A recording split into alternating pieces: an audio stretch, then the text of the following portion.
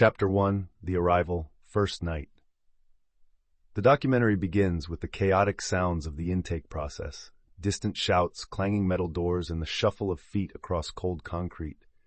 Inmate Marcus, his voice trembling with vulnerability, recounts his first surreal night behind bars. Fear is a strange companion, he reflects, as the stark reality of his incarceration sinks in. Alone in his cell, he feels the weight of uncertainty pressing down on him, a stark contrast to the world outside.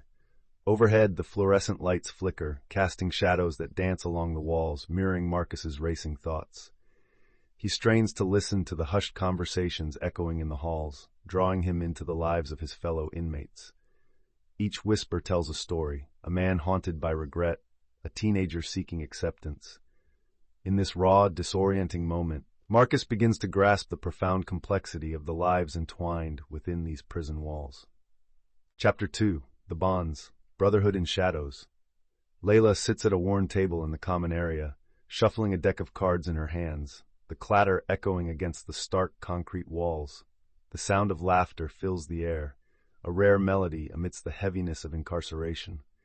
She reflects on how fragile connections form in this harsh environment, where shared desperation and hope intertwine. Each game of cards becomes a refuge, a place where worries are momentarily suspended. As she deals the cards, she captures the essence of camaraderie that defies their circumstances, revealing the strength found in unity. Voices rise and fall, blending with the sound of clinking metal from the adjacent area, punctuated by playful banter and the soft thud of cards hitting the table. In these fleeting moments, Layla emphasizes that while they are defined by their past mistakes, within these prison walls, they have discovered a sense of belonging and support, a brotherhood born from shadows and forged in resilience. Chapter 3: The Struggle, Counting Days. Jamal sits in the yard, the sun casting shadows on the concrete, as he reflects on the countless days behind these bars. His voice carries a weight of regret as he narrates the haunting memories that replay in his mind, moments of power and loss from his past life as a gang leader. The distant echoes of laughter and conversations blend with his thoughts, reminding him of the life he once knew. As he watches a young inmate fumble through the same mistakes he once made, Jamal feels a tug of responsibility. In a moment of clarity, he approaches the young man, sharing his own painful journey. Their exchange becomes a catalyst for change, awakening a mentor within him that he never knew existed. The clink of metal, the rustle of inmates around him, create an atmosphere charged with the potential for transformation. Jamal's struggle becomes a flicker of hope in the darkness, illustrating the possibility of redemption through connection. Chapter 4: The Remorse, Searching for Redemption. Sound, soft, introspective notes blend with the distant clang of cell doors, creating a somber backdrop. In her cell, Anna reflects on the choices that brought her here, the weight of regret pressing heavily on her heart. "I remember my life before prison," she begins, her voice trembling slightly. The hum of fluorescent lights overhead seems to amplify her feelings of isolation. She speaks candidly about her struggle with addiction, recalling the friends and dreams she lost along the way. "Every day feels like a battle," she admits, "but here, amidst the silence, I face the demons I once ran from." Through her journey of self-discovery, Anna encounters moments of clarity that ignite a flicker of hope for redemption. "I want to make amends, not just with my family, but with myself. I'm learning to forgive." As her voice trails off, the soft sounds of feet shuffling and distant conversations carry her thoughts into the echoes of the prison, resonating with the possibility of change. Chapter 5: The Secrets, Whispers in the Dark. In the dim light of the prison cell block, Rico leans in close, his voice barely a whisper. "Trust is hard to come by in here," he confides, revealing the hidden dynamics of prison life, where allegiances shift like the shadows that cloak their world. The sound of hushed conversations dances through the air, mingled with the faint echoes of footsteps of guards making rounds. Rico recounts a night when loyalties were tested, the tension palpable as rival factions clashed over territory and power. The clinking of metal bars reverberates ominously, underscoring the danger lurking behind every corner. You learn quickly, what goes on in the dark can either destroy you or save you, he reflects, illustrating the precarious balance of survival in this harsh environment. Rico's story serves as a gripping reminder of the choices that define life within these walls, a place where secrets can make or break lives. Chapter 6, The Hope, Beyond the Walls.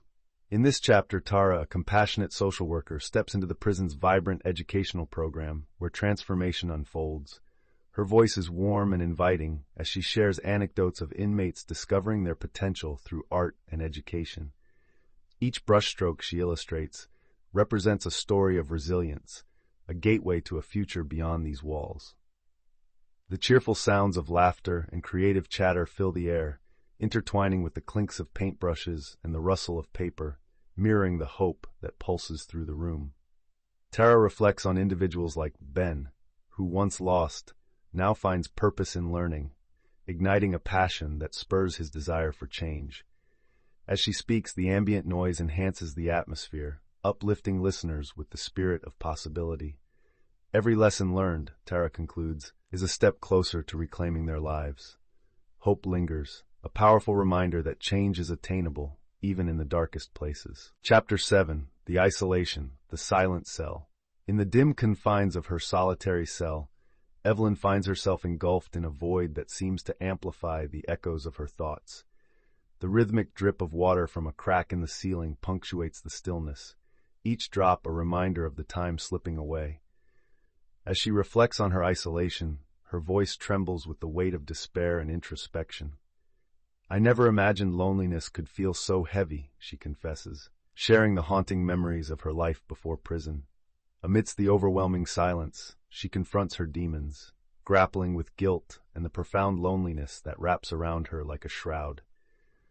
The distant sounds of inmates laughing in common areas only intensify her sense of separation.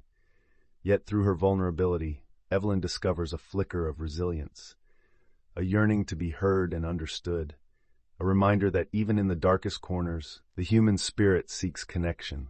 Chapter 8, The Loss.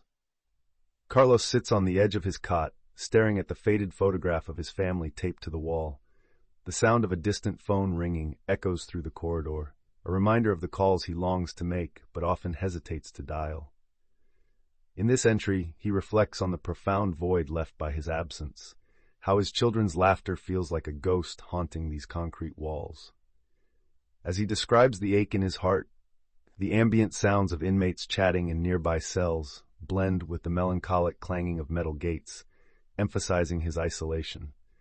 The muffled conversations and laughter outside remind him of the life he once had: family dinners, birthday celebrations, and simple moments of togetherness.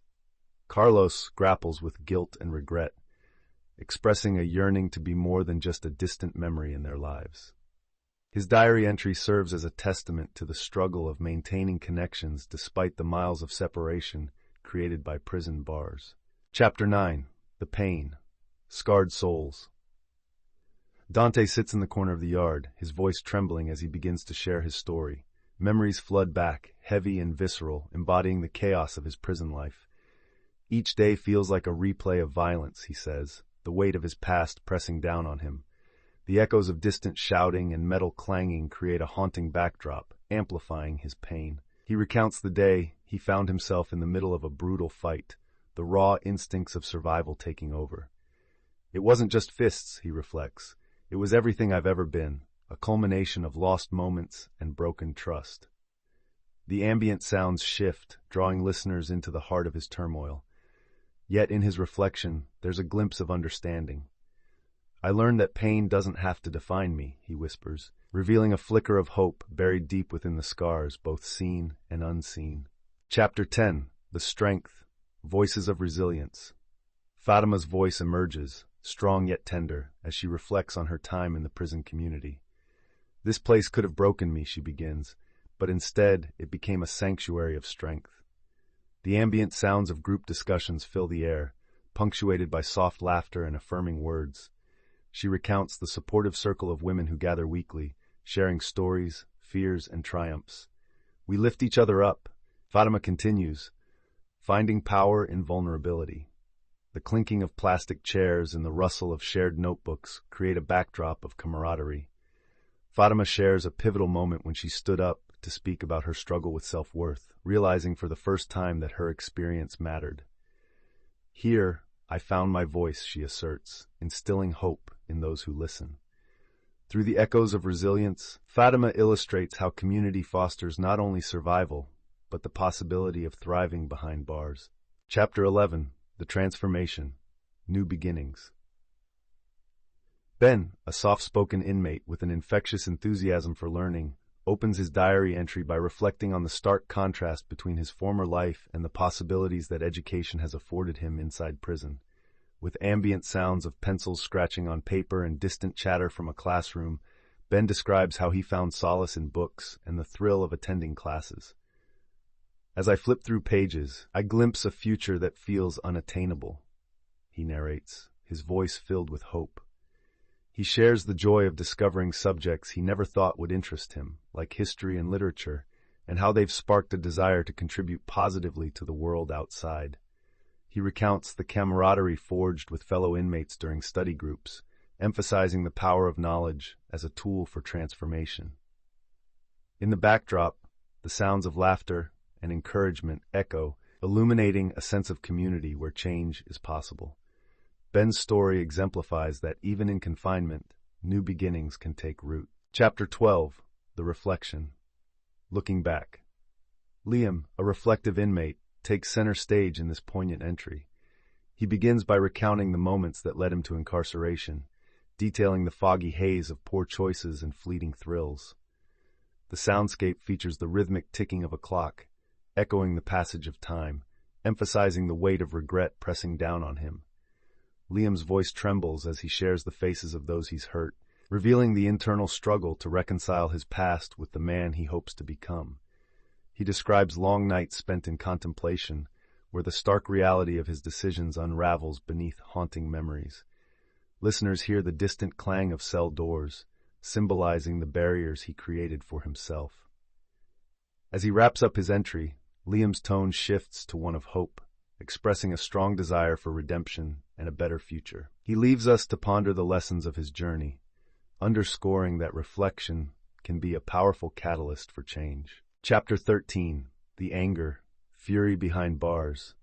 In the dim light of her cell, Jade grapples with the anger that consumes her. She recounts the moments that fuel her rage, betrayals, memories of violence on the streets, and the haunting isolation of prison life. "It feels like a fire inside," she confesses, her voice trembling. As she paces her confined space, the sounds of metal clanging echo around her, mirroring her turbulent emotions. She shares a particularly explosive confrontation that erupted in the yard, the raw chaos encapsulating her struggle for control. "Every shout, every fight, it's a scream for help that no one hears," she says, reflecting on the futility of her anger. Yet, through this turmoil, Jade begins to realize that she must confront her emotions rather than let them define her. As she ends her entry, the distant echoes of shouting fade, leaving a somber silence, hinting at her journey toward introspection and understanding.